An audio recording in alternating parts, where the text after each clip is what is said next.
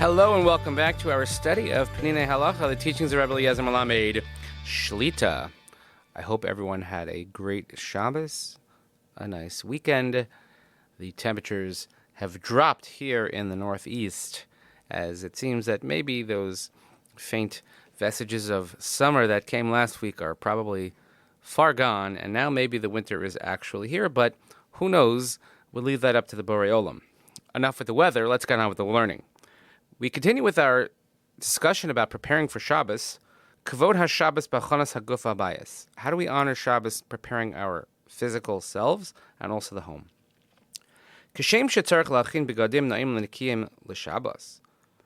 Just like we've discussed that you have to have proper clothing, clean, nice, better clothing than during the week that we have for Shabbos.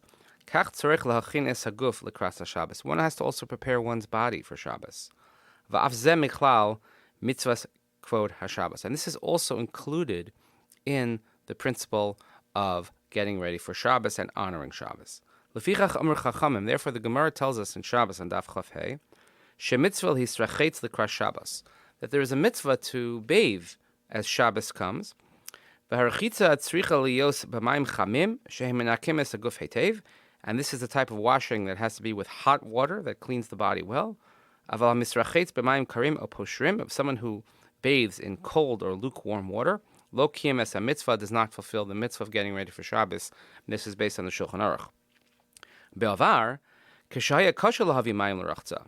Again, so this is written in the Gemara, the Shulchan Aruch, in past days when it was difficult to bring water for bathing. It wasn't like people had the access to hot water or even running water like we have today. So it was difficult then to even bring water to bathe.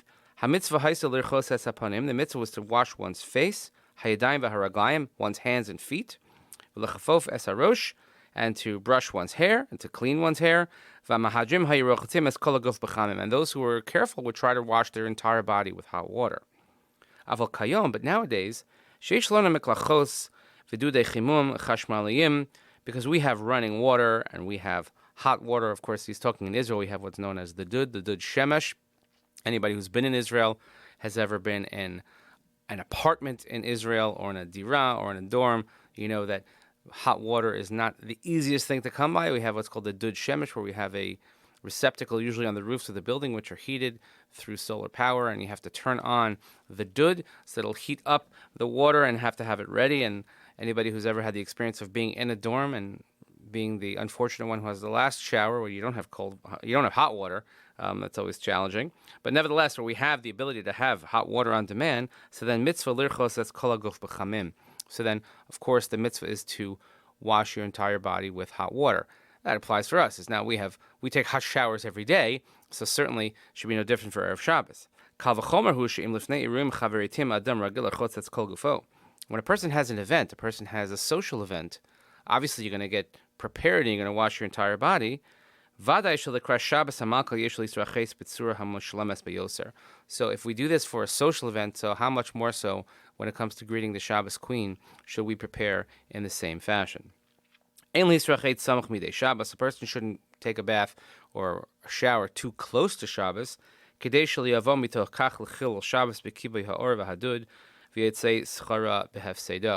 Person shouldn't come to violate Shabbos by using the hot water dud or etc., or something that might be in violation of the laws of Shabbos if you're too close to Shabbos. Now, again, there are many households that are just absolutely flying on Erev Shabbos, and no matter what time Shabbos starts, it's a half a day, and things don't get done till the very last second, and there's always someone who's running in the door, running in the shower, so we have to be mindful not to be mechalel Shabbos, chas v'sholem. Adam shetzarich lihistaper, mitzvah shistaper b'yom shishi l'kras Shabbos. Someone who needs a haircut should get a haircut on Friday. Umishuragil hiskaleach, mitzvah shiskaleach l'kras Shabbos. And a person who shaves regularly should also make sure that you shave in honor of Shabbos. V'chei mitzvah liktzos tziparnaim l'chvod Shabbos. One should also cut one's nails l'chvod Shabbos. V'yoser tov lihiskaleach liktzos tziparnaim be'erev Shabbos l'achar chatzos. She'az nikar yoser shemedubar b'hachonos l'Shabbos. If it's possible, one should cut one's hair, shave, cut your nails on Friday after midday, because then it becomes more noticeable. It's recognizable that you're doing this dafka because of Shabbos, to honor the Shabbos. Aval, gam lefnei chatzos hayom huzman tov lachanos. He says, but if you do it before midday, that's also good. And again, we discussed the balance of not being rushed at the end and having menucha and oneg when you come into Shabbos Kodesh. And if a person knows that you have a very busy day on Friday, then one should make the effort to cut the nails, haircut, etc. on Thursday to alleviate the pressure on Friday, as I just mentioned. One also has to prepare the home for Shabbos, to clean it, to set the table with a nice tablecloth, and to have the chairs arranged properly around the table. And some have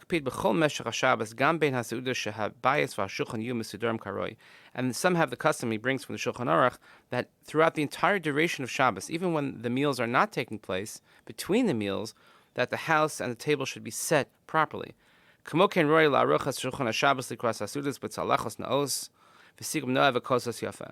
And also, one should have the table set with nice dishes and nice cups, etc., etc.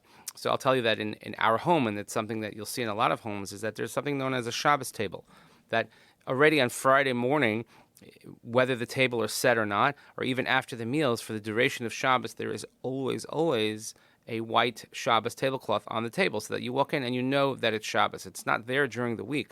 It's only there l'kavod Shabbos. It's done specifically as such because not only do you want to honor the Shabbos while we're eating, but for the entire duration of Shabbos Kodesh, you want the home to feel like a Shabbos. You want the chairs to be set. You want the table to be set. You want the table to look nice. We use our dining room tables all the time, and a lot of people in other walks of life use their dining room tables twice a year on Thanksgiving and on Christmas, but we use them regularly because during the week it's the table where all the homework is done, it's the table where all the mail is put, what have you. But when it comes time for Shabbos, everything is cleared off, the table is set, it looks beautiful, and even when it's not being used, or for instance, even if one is not home for Shabbos, or one is not eating meals at home for Shabbos, and you're eating out, then you still set the table for Shabbos so that it is, for lack of a better word, it looks Shabbosdik. So I hope that we continue our great week of study ahead. I look forward to continuing these halachas. I want to thank everybody for listening, and I hope everyone has a great day and a great week ahead.